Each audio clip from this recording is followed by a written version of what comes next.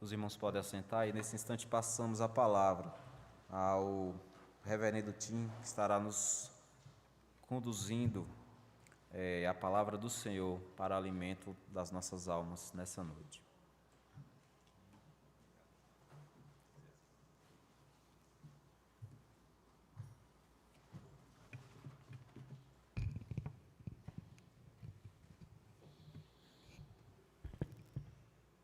Boa noite, amados irmãos. Graça, misericórdia e paz da parte de Cristo Jesus seja convosco.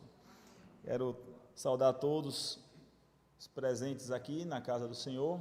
Nos alegra em poder estarmos de volta à casa do Senhor, ver novamente os irmãos aqui reunidos e também àqueles que estão nos acompanhando através do canal da Igreja Presbiteriana de Campo Formoso, e também através das ondas do rádio, pela 98 FM, no Poranga FM, ou através do aplicativo da própria rádio, que se dá para acompanhar este culto, né? Que a palavra do Senhor chegue até o seu coração, porque ela que é viva, ela que é eficaz. Quero já aproveitar e pedir aos amados irmãos que pudessem abrir as suas Bíblias no texto que será o texto mor desta noite, Hebreus capítulo 12, estarei fazendo a leitura dos versos de número 4 a o número 17, Hebreus capítulo 12. Estaremos tratando a despeito de disciplina e pureza da igreja.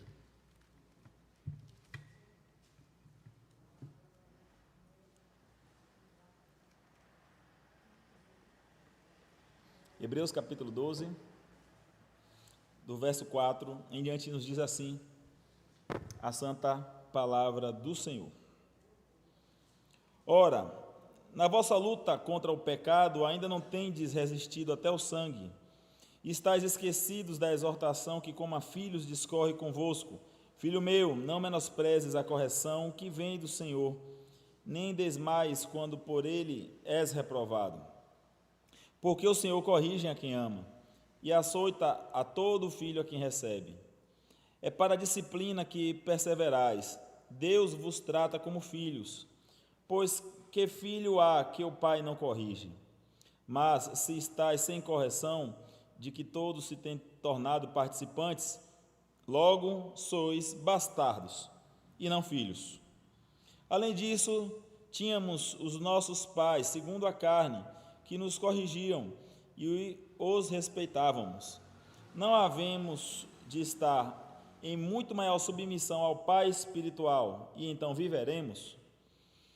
Pois eles nos corrigiam por pouco tempo, segundo o melhor lhes parecia. Deus, porém, nos disciplina para aproveitamento, a fim de sermos participantes da sua santidade. Toda disciplina, com efeito, no momento, não parece ser motivo de alegria, mas de tristeza. Ao depois, entretanto, produz fruto pacífico aos que têm sido por ela exercitados, fruto de justiça. Por isso, restabelecei as mãos descaídas e os joelhos trôpegos, e fazei caminhos retos para os pés, para que não se extravie o que é manco, antes seja curado. Segui a paz com todos e a santificação, sem a qual ninguém verá o Senhor. Atentando diligentemente, porque ninguém seja faltoso, separando-se da graça de Deus, nem haja alguma raiz de amargura que, brotando, vos perturbe, e por meio dela muitos sejam contaminados. Nem haja algum impuro ou profano, como foi Esaú, o qual, por um repasto, vendeu o seu direito de primogenitura. Pois sabeis também que, posteriormente, querendo herdar a bênção, foi rejeitado, pois não achou lugar de arrependimento, embora com lágrimas o tivesse buscado. Graças a Deus pela sua santa palavra. Convido você a mais uma vez estar orando junto comigo, fechar os teus olhos e curvar a sua fronte. Pai santo, amado, querido, Deus de todo poder, a tua palavra que é fiel, a tua palavra, Senhor, que é como uma espada de dois gumes, capaz de penetrar ossos, juntas, medulas, e que possa também penetrar diante dos ouvidos e dos corações de todos aqueles que a ouvem. Nós pedimos, ó Pai, que nesse momento Venha, pois, o Senhor manifestar o teu querer, a tua vontade, através das tuas verdades, aqui já lidas e também expostas, ó Deus, na tua palavra, através da minha vida, teu filho, teu servo, que estou aqui meramente como um vaso nas mãos do Senhor. Deus Santo, amado querido, nos desbloqueia, Pai, nos desempeça os olhos e os ouvidos para que não venhamos, ó Pai, a estarmos ouvindo e não praticando aquilo que ouvirmos da parte do Senhor, mas nos ajuda a sermos fiéis escudeiros do Senhor, a guardarmos a Tua palavra em nossa mente e nosso coração, a vigiar os nossos pés, a viver, ó Deus, com a integridade que bem pois o Senhor deseja com qual vivamos. Eu oro, ó Deus, assim, sabendo que pela ação de Cristo Jesus, nós já temos a certeza de poder contar com a ministração do Senhor aos nossos corações. E é em nome desse mesmo Jesus a quem eu oro, agradecido por tudo. Amém. Amém. Meus irmãos, a disciplina, que também é chamada de censura eclesiástica, ela é uma das 3 marcas nas quais uma igreja verdadeira, a igreja de Cristo, ela é conhecida, né? A verdadeira igreja, uma genuína igreja cristã é conhecida com as 3 marcas: a disciplina, ou seja, a correta aplicação disciplinar, a fiel pregação, exposição da palavra de Deus, bem como também o correto exercimento dos sacrifícios ordenados, dos sacramentos ordenados pelo nosso Senhor e Salvador Jesus Cristo, que são os sacramentos da Santa Ceia e do batismo. E quando nós vemos aqui sobre o assunto disciplina, é um assunto que, de maneira geral, ele causa em alguns de nós, talvez, algo parecido com uma repulsa, algo como que uma resistência, algo como que é um assunto difícil, oneroso para ser tratado. Se nós pudéssemos olhar para como anda a igreja evangélica brasileira de uma maneira geral, eu poderia, meus irmãos, estar dizendo que, de uma maneira geral, a igreja evangélica tem sido faltosa sobre tantos assuntos e tantas as pautas em que ela tem sido faltosa. Eu poderia aqui, sem dúvida, dizer que a disciplina é a maior de suas faltas. A falta dela, a falta do exercimento da censura eclesiástica tem sido, sim, de fato, um dos maiores problemas da igreja do Senhor aqui. Estou mencionando especificamente no Brasil. E quando nós olhamos e falamos também sobre disciplina, quando olhamos para o tema e quando lemos textos como estes, e quando nós consideramos a respeito do processo disciplinar, temos que ter em mente que a disciplina, ela tem como objetivo, primeiramente, zelar pelo nome do Senhor, segundo, manter a pureza da igreja, e terceiro, a restauração e o fortalecimento da vida daqueles que são faltosos. A disciplina, meramente pelo seu aplicar, meramente pelo aplicar incorreto, ou até um aplicar, veja que contraste, indisciplinado da disciplina, ela pode não trazer como objetivo uma dessas 3 causas: zelar pelo nome do Senhor, manter a pureza da igreja, nem restaurar, corrigindo assim, sobre os faltosos, né? Onde os pecados eles passam impunes, os faltosos não são regenerados, onde as lideranças não são corrigidas, onde as suas ovelhas de suas igrejas não são admoestadas, certamente nós sabemos que ali não poderá subsistir uma igreja chamada de igreja genuína do nosso Senhor e Salvador Jesus Cristo. A Confissão de Fé de Westminster, seu capítulo 30 e parágrafo 3, a respeito desse assunto, censura eclesiástica, nos diz assim: as censuras eclesiásticas são necessárias para chamar e ganhar para Cristo os irmãos ofensores, para impedir que outros pratiquem ofensas semelhantes, para purgar o velho fermento que poderia corromper a massa inteira, para vindicar a honra de Cristo e a santa profissão do Evangelho, e para evitar a ira de Deus, a qual com justiça poderia cair sobre a igreja, se ela permitisse que o pacto divino e os seios dele fossem profanados por ofensores notórios e obstinados. Então, a tolerância para com o pecado, tanto quanto o seu próprio pecado ou para com o pecado alheio, é também um reflexo do próprio ambiente onde a igreja se encontra. Se nós estamos falando da realidade da igreja evangélica brasileira, nós sabemos que, em reflexo, nós olhamos para, por exemplo, os altos índices de impunidade que nos permeiam. Podemos, de igual forma, achar que no reino do Senhor tais coisas poderão ser continuadas como são. Como nós olhamos que, muitas vezes, pessoas irresponsáveis cometem atos, infrações e não são punidos pela lei.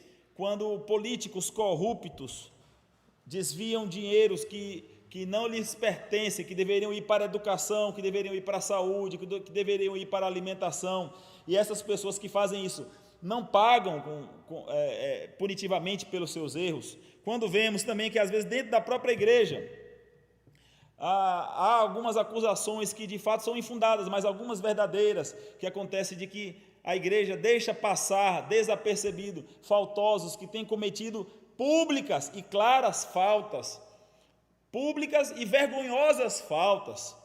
Nós podemos também, talvez, achar, irmãos, que a igreja do Senhor deva ser tratada também dessa mesma forma, se tapando o sol com uma peneira, como se diz a expressão, se deixando levar a vida em pecado, sem uma correção, sem uma disciplina, sem uma orientação, e assim, meus irmãos, descumprindo aquilo que o próprio Senhor preceitua a respeito da censura eclesiástica, do processo disciplinar. Além deste fator que eu mencionei, o fator de nós vivermos num país em que nós não temos como exemplos acima de nós de justiça, exemplos de disciplina, exemplos de punição para aqueles que têm cometido erro, também, além de tudo isso, nós vemos outros motivos, são citados e mencionados como motivos de resistência à sanção de pena eclesiásticas. Mencionar aqui dois deles. O primeiro motivo é uma velha expressão, e até baseada em um texto solto, avulso da Bíblia, que muitos usam, chamado não julgueis.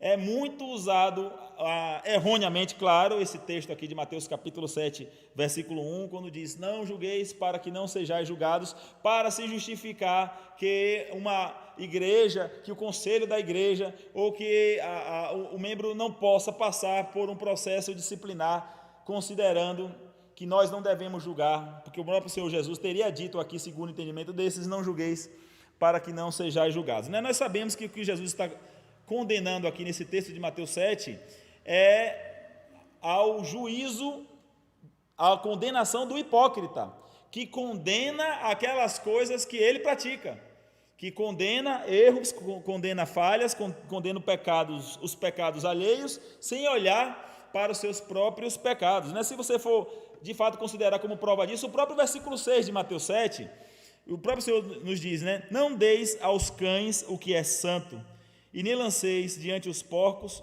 as pérolas. Até aqui. Para obedecer este versículo, é preciso que nós venhamos a determinar quem é o cão, quem são os porcos.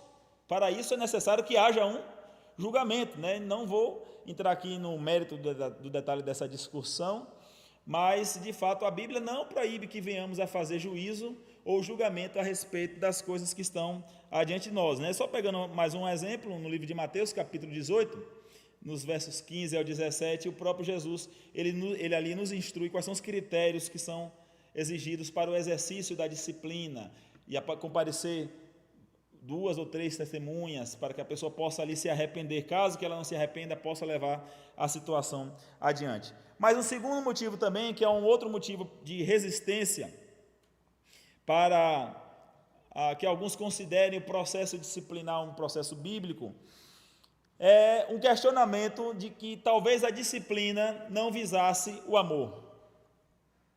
Algumas pessoas falam, como que vamos demonstrar o amor por essa pessoa se nós a disciplinarmos?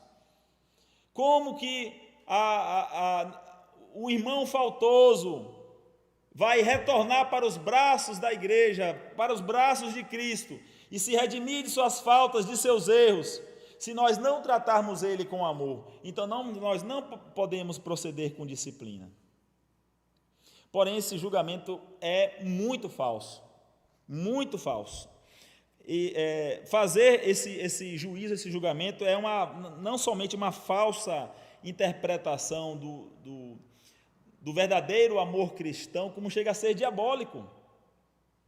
Se você for olhar o que diz aqui, o próprio texto de Hebreus, capítulo 12, que nós lemos no versículo 6, diz: o Senhor corrige a quem ama e açoita todo filho a quem recebe.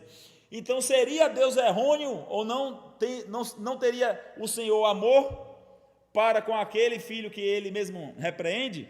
Provérbios capítulo 3, versículo 12 diz a mesma coisa, que o Senhor corrige e disciplina aqueles a quem ele ama. Na verdade, fechar os olhos diante do pecado do irmão não é amor, é a maior prova de falta de amor, né? A verdadeira, realmente, prova de amor é quando nós agimos de uma maneira corretiva e disciplinar diante daqueles que amamos e vemos, às vezes, cometendo algum erro, algum pecado. Diante disso, nós vamos observar, segundo esse texto, né, esse texto que nós lemos aqui, do versículo 4 ao versículo 17 do texto do autor dos Hebreus, a aplicação da disciplina da igreja fiel de Cristo, né? E aí eu quero estar trazendo para os irmãos apenas 3 breves observações. A primeira delas é que a disciplina, ela é uma expressão do amor paternal de Deus. Se você for olhar novamente para o versículo 6, que eu acabo de fazer menção, porque o Senhor corrige a quem ama e açoita a todo filho a quem recebe, há um paralelo entre esse texto e o texto também de Apocalipse, capítulo 3, versículo 19, que o Senhor nos diz ali também que eu disciplino e repreendo aqueles a quem eu amo. A disciplina de Deus é o fruto do seu amor paternal para com seus filhos. Amor e disciplina devem andar sempre juntos, tanto na relação pai como filho, tanto na relação Deus para com o seu povo e também na relação da igreja para com os seus membros. Nós devemos entender que todos nós somos sujeitos de maneira igualitária à sanção, à repreensão e a um processo disciplinar, entendendo ser da parte de Deus. E também, como eu mencionei, sendo uma expressão do amor paternal de Deus, hoje pela manhã nós mencionamos um texto que eu faço questão de repeti-lo, de João capítulo 1, versículo 12, quando o próprio evangelista ali nos diz que todos quanto receberam a ele, no caso a Jesus Cristo, Deus deu o poder de serem feitos filhos de Deus. Então, se em sendo nós considerados e achegados ao Senhor como seus filhos, nós sabemos que temos tanto privilégios, mas também temos responsabilidades, como nós bem conversamos hoje pela manhã. E uma das responsabilidades, de fato, é andar em retidão, em assertividade, sendo também nós igualmente passíveis de correção, se nós não andarmos segundo a sua vontade. Quando olhamos do ponto de vista da igreja, meus irmãos, é imprescindível também o entendimento de que toda pessoa que se submete ao conselho da igreja, desejando querer fazer parte do rol de membros e publicamente professar a sua fé, essa pessoa deve saber que ela também está sujeita a sofrer sanções disciplinares, censuras eclesiásticas, caso venha essa pessoa cometer qualquer coisa que desabone o Evangelho, que desabone o precioso nome do Senhor. É muito comum nós ouvirmos testemunhos, até testemunhos que, para nossa tristeza, vêm de lideranças de igrejas, quando ouvimos falar de que uma determinada liderança de uma determinada denominação andou subornando dinheiro, andou desviando verbas, andou tendo relações sexuais ilícitas, e ainda assim os respectivos líderes dessas igrejas, dessas denominações, não tomaram nenhuma decisão punitiva a despeito de sua liderança. Isso não é amor, isso está longe do que rege e do que fala as Escrituras Sagradas. Se nós formos olhar também o que diz o comentarista, teólogo F. Bruce, sobre esse texto específico de Hebreus, ele afirma que a disciplina é uma maneira divina de se saber que realmente nós somos amados pelo Pai. Então, se você de fato, meu irmão, minha irmã, quiser também ter a certeza e convicção de experimentar ser amado pelo Pai, saiba que eventualmente eu e você, nós seremos corrigidos, disciplinados ou censurados. O versículo de número 8 dessa passagem que nós lemos nos diz que: mas se estáis sem correção, de que todos se têm tornado participantes, logo, pois, sois bastardos e não filhos.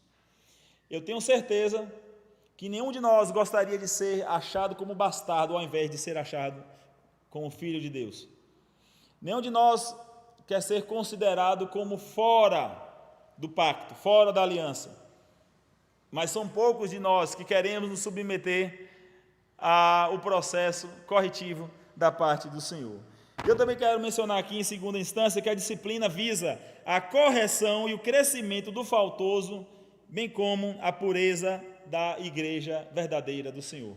A disciplina visa a correção e o crescimento do faltoso, bem como a pureza da verdadeira igreja do Senhor. Olhamos aqui para os versículos de números 9 e 10. Diz assim: além disso, tínhamos os nossos pais, segundo a carne, que nos corrigiam, e os respeitávamos, e não havemos de estar em muito maior submissão ao Pai espiritual, então viveremos, pois eles nos corrigiam por pouco tempo, segundo melhor lhes parecia.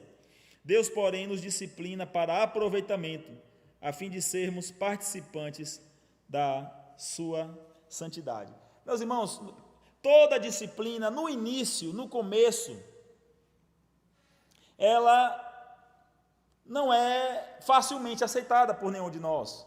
Aqui o próprio texto no versículo 5 nos diz que pode no início trazer desânimo, no versículo 11 pode eventualmente trazer tristeza, mas quando o processo disciplinar ele é completo, o resultado, como diz o versículo 9, a parte B no finalzinho, é trazer vida. Se nós formos olhar para a nossa vida pessoal, nós sabemos que temos ainda lutado e todos os dias resistido aos nossos três maiores inimigos, que são o diabo, a carne e o mundo. Mas se nós formos sinceros e verdadeiros para com Deus, nós veremos e saberemos que algumas dessas vezes nós caímos e nos deixamos vencer por um desses três inimigos. Caímos em algumas tentações, caímos em alguns erros, a nossa carne comete alguns pecados. São tantos os pecados, é tanta a lista daquelas coisas que desagradam a Deus, mas aos nossos olhos parecem que pecado só é interessante quando é o do outro. Pecado só é pecado quando é adultério. Eu não sei se os irmãos já tiveram essa sensação, mas grande maioria, se não a totalidade das disciplinas anunciadas por toda e qualquer igreja, eu falo de todas as denominações, não somente as presbiterianas, mas 90%, poderia dizer aqui um número aleatório, se tratam apenas da quebra do 7º mandamento, o não adulterarás. Quer dizer que aquele que rouba a Deus faltando com dízimo não é tratado?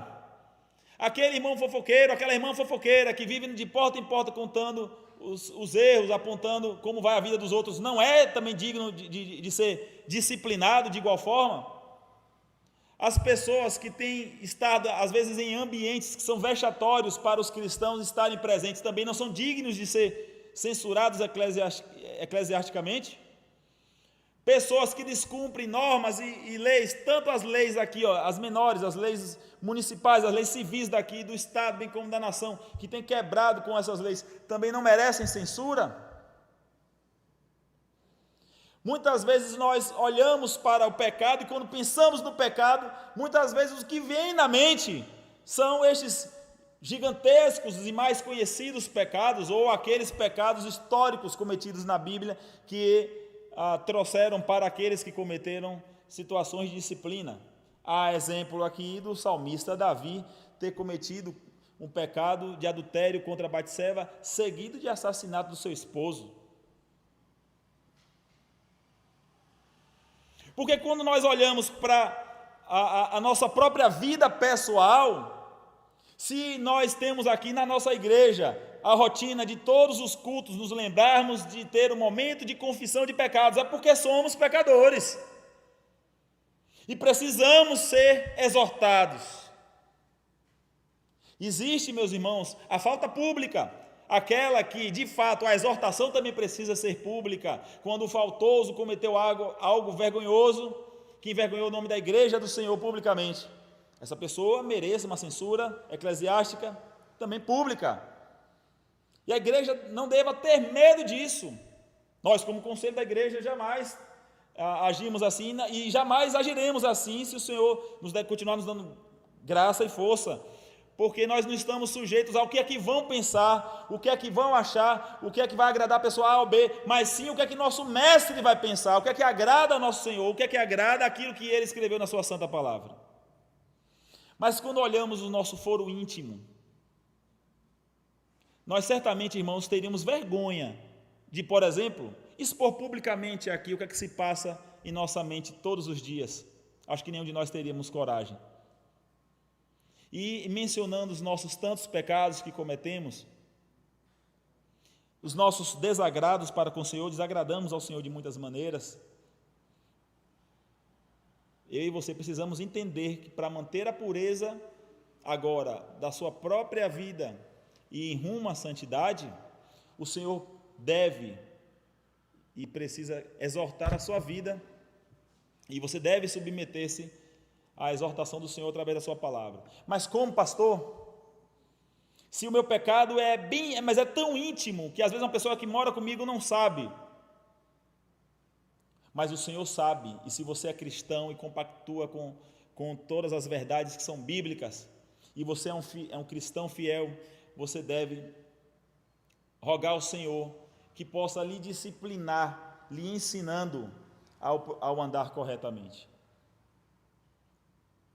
Em toda história de prática de disciplina eclesiástica, de censura eclesiástica, a grande maioria dos casos das pessoas que tiveram suas vidas depois restauradas, após um acompanhamento, após ter passado por um período de arrependimento, depois de ter confessado os seus pecados e abandonado os seus pecados, essas pessoas, elas saem do seu processo disciplinar, como o próprio versículo 9, parte B nos diz, revigorada, com um novo fôlego de vida, com a sensação de uma nova vida, e essa pessoa pode testemunhar favoravelmente sobre as lutas que ela passou, sobre as resistências que ela teve que ter contra o pecado, para não cair novamente, para não desagradar a Deus novamente naquele pecado. Mas se nós não fazemos isso intimamente, nós vamos continuar pecando intimamente contra o nosso Senhor. É necessário algumas correções, é necessário que olhemos para a palavra de Deus e a levemos a sério. É necessário, quando ouvimos mensagem como esta, que faço questão de que essa mensagem venha a ser entendida segundo aquilo que as Escrituras estão afirmando. O Senhor certamente já está mostrando ao seu coração, já falando com você individualmente, sobre aquelas coisas que você precisa abandonar, deixar ou ser disciplinado por Ele, ainda que no secreto, para que Ele em tempo oportuno te exalte. Quando nós olhamos para a vida do faltoso no que diz respeito à igreja, é assim que se procede, porque aquele faltoso cometeu uma falta pública, a igreja olha aquele processo disciplinar como um exemplo para o bom testemunho da igreja, para a seriedade que aquela igreja tem e para a fidelidade que aquela igreja tem no que diz respeito às Escrituras, para que todos aqueles que estão vendo e acompanhando o processo disciplinar venham a aprender com aquela falta que essas pessoas estão vendo, estão testemunhando, em não proceder de maneira errônea, considerando que se cometer vai ser punido e sancionado da mesma falta. E se olharmos agora de uma maneira como igreja do Senhor, no mundo e diante dos olhos do nosso Senhor, o que diz respeito à disciplina, à correção, ela visa a que nós encontremos a pureza que o Senhor exige que a igreja dele venha a ter. Nós, como igreja, nós devemos ser aquilo que o Evangelho de Mateus, capítulo 7, nos diz: ser sal nessa terra e ser luz nesse mundo. Se nós não brilharmos ou não dermos o sabor, o devido sabor, certamente o mundo olhará para nós com desdenho, e a nossa falta de testemunho pesará na vida daqueles que têm olhado para a igreja e vendo na parte da igreja o seu cometer errôneo. Quando nós todos mencionamos sobre o crescimento também no que diz respeito ao faltoso em correção, é importante também mencionar, meus irmãos, que se nós não experimentarmos necessariamente daquilo que menciona os versos 8, 9 e 10 desse texto lido, dificilmente também iremos experimentar do que menciona o início do verso 14, que há uma ligação aqui textual. Depois de mencionar sobre a correção paterna, sobre a disciplina, ele diz: segui a paz com todos e a santificação, sem a qual ninguém verá a Deus. Ou seja, dificilmente aqueles que não se submeterem a isso, que não experimentarem deste relacionamento para com Deus, dificilmente também vão experimentar do processo de santificação, sem a qual ninguém verá o Senhor. Terceiro e último lugar, eu quero destacar aqui que a disciplina visa a glória de Deus e a santificação do seu povo, já fazendo um gancho com este versículo que eu li. Mas pegando aqui os versículos 12, 13 e 14, diz: por isso restabelecei as mãos descaídas e os joelhos trôpegos, e fazei caminhos retos para os pés, para que não se extravie o que é manco, antes seja curado. Segui a paz com todos e a santificação, sem a qual ninguém verá o Senhor, atentando diligentemente porque ninguém seja faltoso, separando-se da graça de Deus, nem haja alguma raiz de amargura, que brotando vos perturbe, e por meio dela muitos sejam contaminados. Nem haja algum impuro ou profano, como foi Esaú, o qual por um repasso vendeu o seu direito de primogenitura. Então o processo disciplinar aqui, ele veio redundar na glória de Deus e na santificação do seu povo, mediante e através de duas observações que quero trazer aqui. Através de, primeiramente, o próprio proceder disciplinar, nos versos 12 e 13 e 14. Diz assim, qual é o procedimento disciplinar? Restabelecer as mãos decaídas, restabelecer os joelhos trôpegos, os caminhos retos para os pés, no verso 13 já, e no verso 14, seguir a paz com todos e seguir a santificação. Veja que todas estas frases e menções, todos os verbos no original estão no sentido imperativo, como entendendo que é uma ordem direta àquele que está lendo, àquele que está ouvindo a mensagem. É uma ordem direta para mim e para você. Meu irmão, minha irmã, saiamos deste nível espiritual de que toda mensagem dura, de que todo processo disciplinar, de que toda exortação que a gente receba deva ser uma exortação para se lembrar de uma outra pessoa, como costumeiramente às vezes fazemos, né? Ou essa mensagem ia dar certo se fulano estivesse aqui para ouvir. Essa mensagem cabe certinho com o que ciclano está fazendo. Deveria ser para Beltrano. Meu irmão, minha irmã, esta mensagem de exortação para que venhamos a andar santos, para que venhamos a fugir do pecado, é para todos, é para mim, é para você, é para todos nós. Venhamos a glorificar a Deus quando abandonamos a prática do pecado.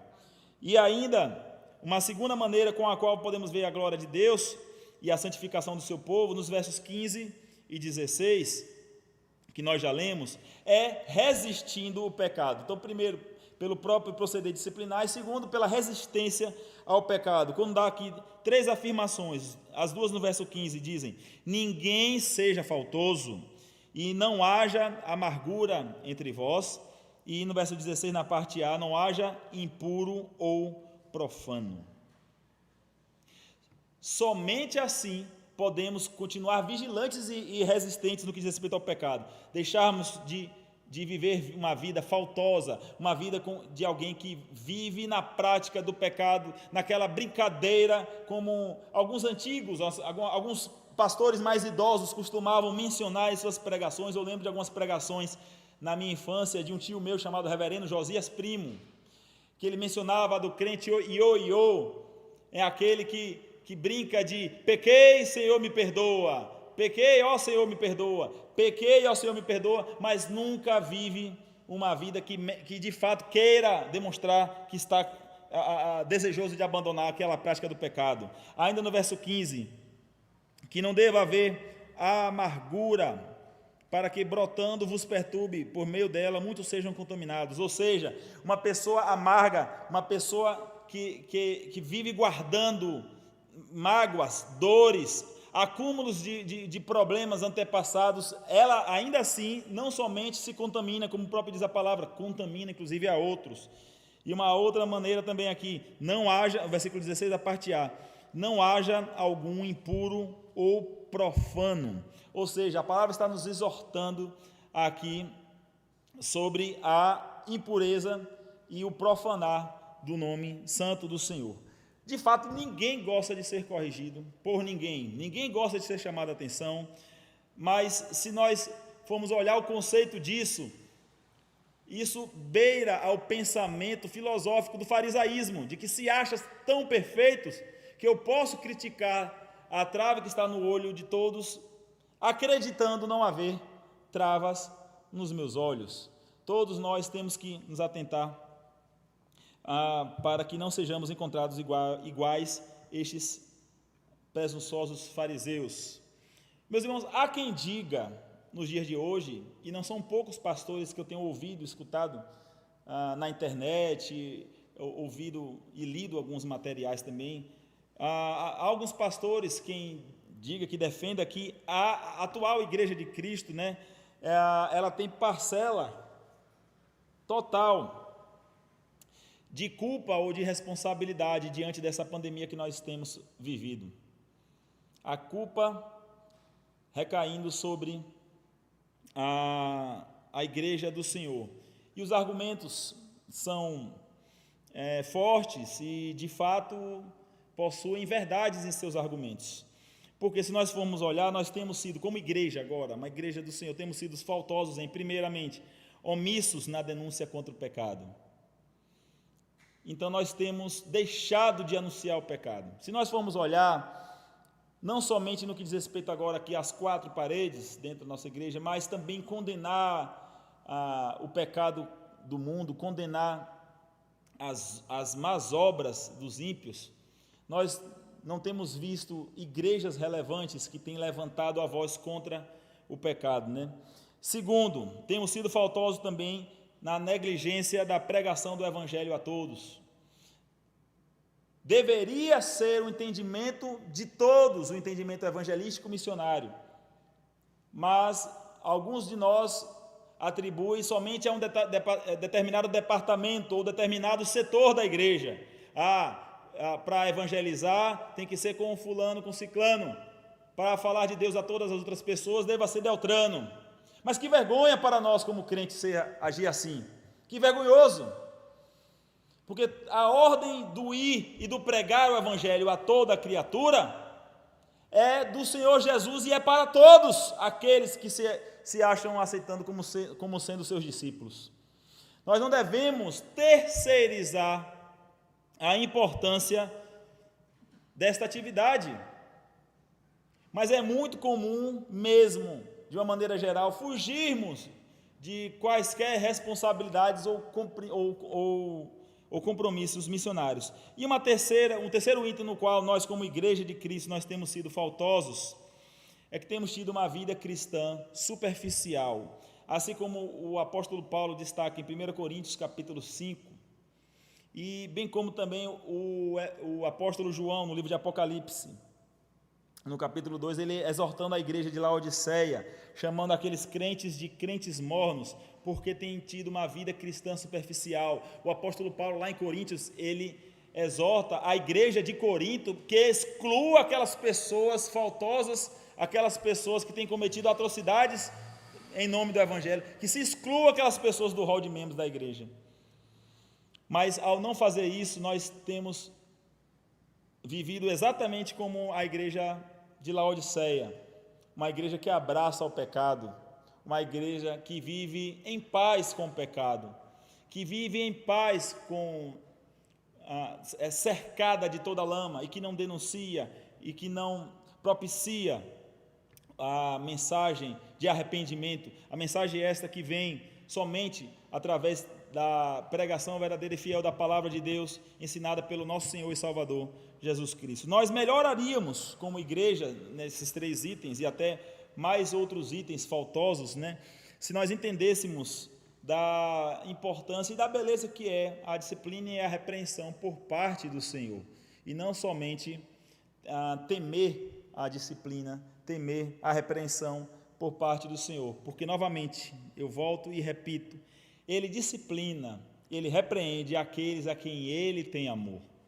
Então, meus irmãos, minhas irmãs, não é nada romântico dizer que faz parte de ser amado por Deus, ser também repreendido e disciplinado por Ele, visando que sejamos todos encontrados, imaculados, que a igreja seja encontrada pura, que a igreja seja encontrada fiel no grande dia em que o noivo vier buscar a noiva, nós como igreja do Senhor. Que Deus nos ajude a ser uma igreja exemplar, que não negocia nem com o pecado e nem dá vazão às obras que são obras malignas da carne. Amém? Nós vamos, neste momento, irmãos, proceder agora com a celebração da Santa Ceia do Senhor. Eu convido os presbíteros Roberto e o presbítero Mário para estar conosco aqui abaixo na mesa, para juntos servirmos a Santa Ceia do Senhor.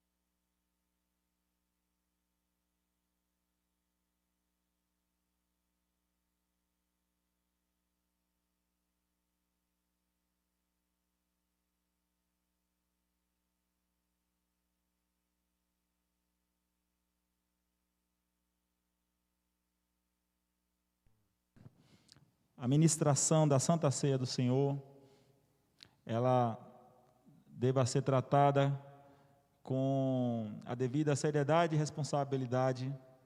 E também eu quero mencionar agora pela noite, o que eu também mencionei pela manhã, que nós todos, muitas vezes, ao ceiarmos, nós nos lembramos apenas do passado. Claro, não é errôneo que pensemos e nos lembremos do passado, afinal de contas, também o próprio Senhor Jesus nos disse que era para fazer em memória dele, do sacrifício que ele fez, que de fato, somente ele poderia ter feito, e é graças a este sacrifício que nós temos livre acesso ao Pai, olhar para o passado, em que ele deu seu corpo e seu sangue por nós. Mas, irmãos, exorto que nós também olhemos para o futuro, olhemos que hoje estamos ceando aqui, mas ele mesmo prometeu que um dia virá, e nós ceiaremos com ele e ele conosco. Imagine o privilégio, a honra que é para nós cristãos, que temos passado por tantas lutas e sofrimentos, um dia iremos receber da parte do Senhor, dele mesmo, assim tal qual nós os presbíteros fazemos para com a igreja, a sermos servidos pelo próprio Senhor Jesus. Eu gosto, meus irmãos, sempre de fazer a leitura do texto mais conhecido a respeito de Santa Ceia, da celebração e ministração da Santa Ceia do Senhor, que é o texto de 1 Coríntios, capítulo 11, verso 23. Porque o que eu recebi do Senhor, o que também vos entreguei, que o Senhor Jesus, na noite que foi traído, ele tomou o pão e, tendo dado graças, o partiu e disse: isto é o meu corpo que é dado por vós, fazei isto em memória de mim. Por semelhante modo, depois de haver ceado, tomou também o cálice, dizendo: este cálice é o cálice da nova aliança no meu sangue. Fazei isso todas as vezes que o beberdes em memória de mim. Porque todas as vezes que comerdes este pão e beberdes este cálice, anunciais a morte do Senhor até que Ele venha. Ou seja, tanto a morte, mas também a vinda. Por isso, aquele que comer o pão ou beber o cálice do Senhor indignamente será réu do corpo e do sangue do Senhor. Examine-se, pois, o homem a si mesmo, e assim coma do pão e beba do cálice. Até aqui a leitura. Nós iremos, meus irmãos, orar, e logo após a nossa oração, os irmãos estarão participando, mas mencionar que nós temos feito da seguinte maneira, né? Os presbíteros estarão levando primeiramente o pão, então os irmãos esperam sentados não, em pé, aqueles que forem participar, né? O pão, e logo após os presbíteros estarão levando também o cálice. Vamos nos colocar de pé e orar ao Senhor. Senhor amado, Senhor querido, neste momento, ó Deus, eu rogo ao Senhor que tire do uso comum e traga para o uso especial a parte que será usada dessa Santa Ceia aqui, que nós estamos ministrando e celebrando para a glória do Senhor Jesus, o Teu Filho amado. Senhor, nos purifica, nos perdoa os nossos tantos pecados, Deus. Nos traz de volta e para perto de Si mesmo. Nós que somos muito arredios e muito difíceis, pessoas que têm muito que aprender do processo disciplinar e restaurador do Senhor. Deus, neste precioso momento, que nós nos lembremos daquilo que o Seu Filho Jesus fez por nós, e como somos gratos ao Senhor por esse sacrifício que o nosso amado fez por nós. Como somos gratos, Senhor. Não nos deixe, Pai, nunca nos esquecermos de tal maravilhoso ato.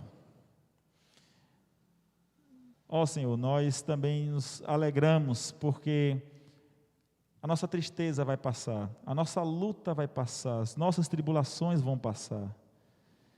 E certamente, Senhor, o dia mais glorioso que esperamos em todos é o dia de nos encontrarmos com o Senhor.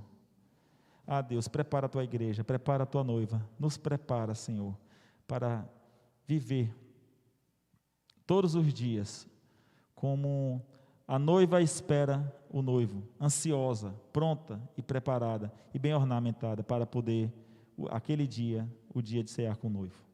Oramos assim, agradecidos, em nome e para a glória de Cristo.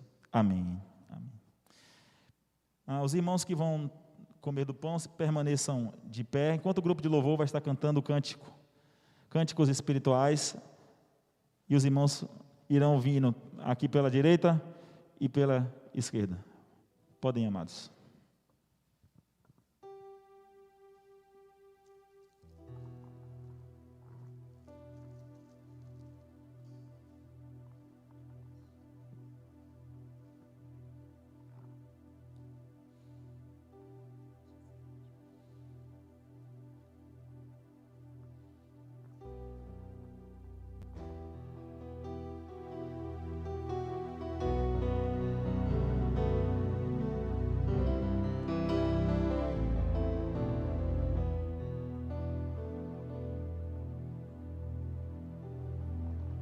Sei que foi pago um alto preço para que contigo eu fosse o meu irmão. Quando Jesus derramou sua vida, Ele pensava em ti, Ele pensava em mim, pensava em nós. Sei que foi pago um alto preço para que contigo eu fosse um meu irmão. Quando Jesus derramou sua vida, Ele pensava em ti, Ele pensava em mim, pensava em nós, e nos viu dia redimidos por seu sangue.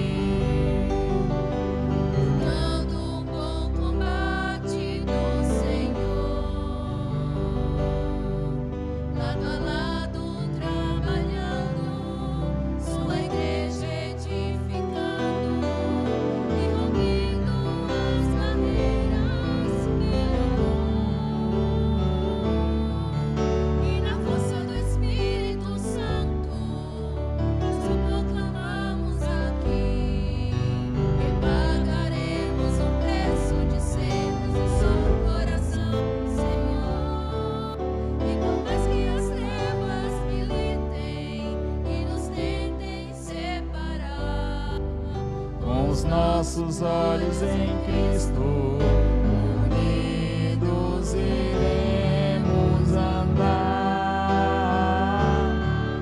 e na força do Espírito Santo, nós proclamamos aqui, que pagaremos o preço de sermos um só coração do Senhor, e por mais que as trevas militem e nos tentem separar, com os nossos olhos em Cristo, unidos iremos andar,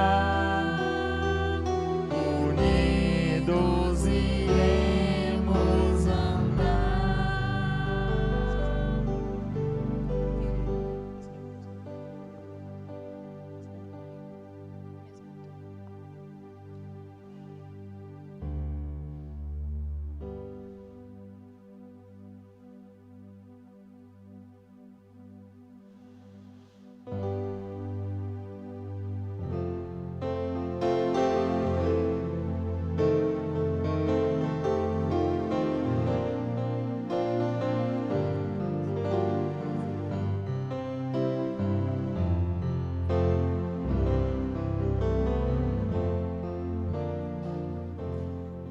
Deus enviou seu Filho amado.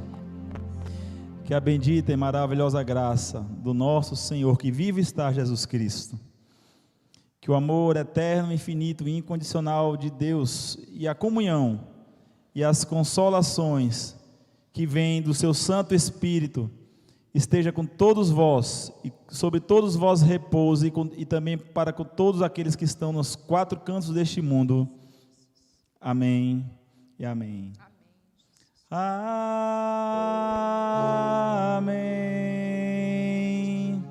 Amém.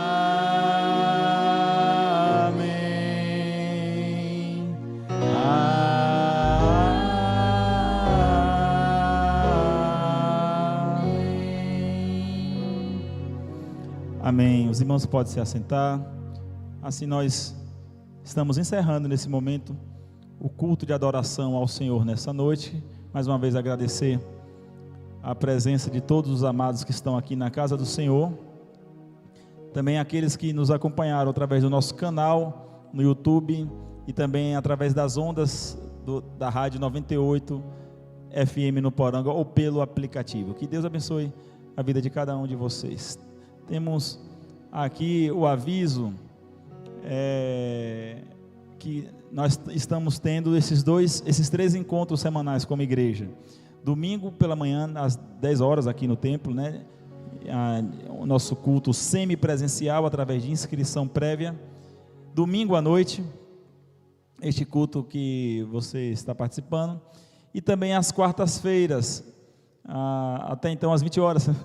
Depois a gente pode ver sobre eventual mudança de horário, mas quartas-feiras acontecendo o culto de doutrina e o culto de reunião de oração juntos, tá bom?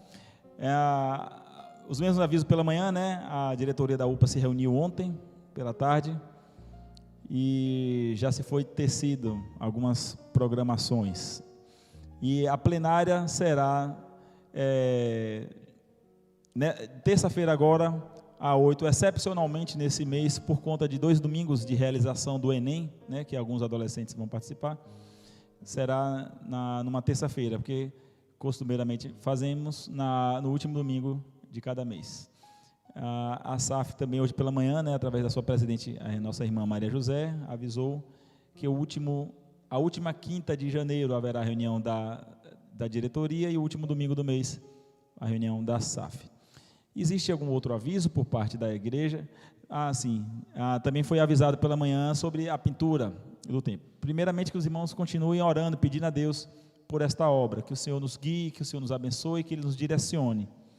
E que também os irmãos possam continuar generosos como são, contribuindo para esta obra, né? Tem um envelope especial, ali no fundo tem os nossos diáconos Badé e Fred, que estão ali, podem orientar você com o envelope especial para a contribuição da pintura do nosso templo.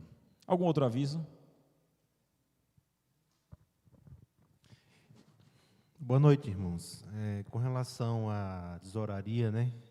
Passamos aí um bom período aí com essa pandemia e tivemos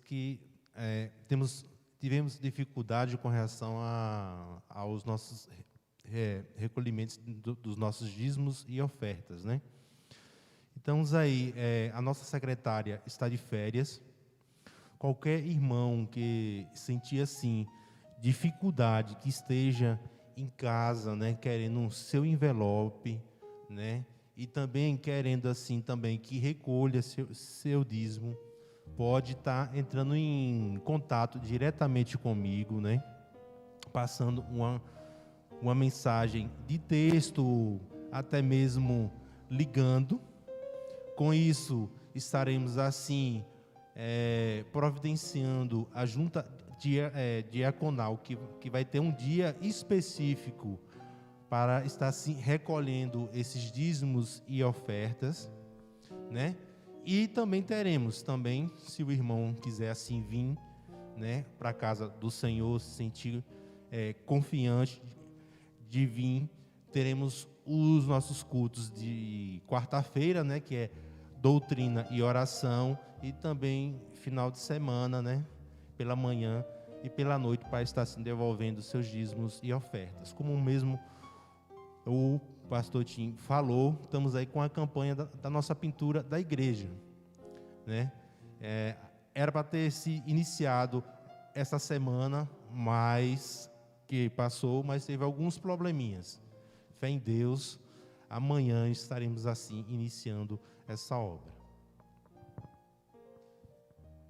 Não tendo mais nenhum aviso, né? Que Deus abençoe a vida de cada um de vocês. Vocês tenham uma ótima semana. Deus os leve em paz para os seus lares. Em nome de Cristo Jesus.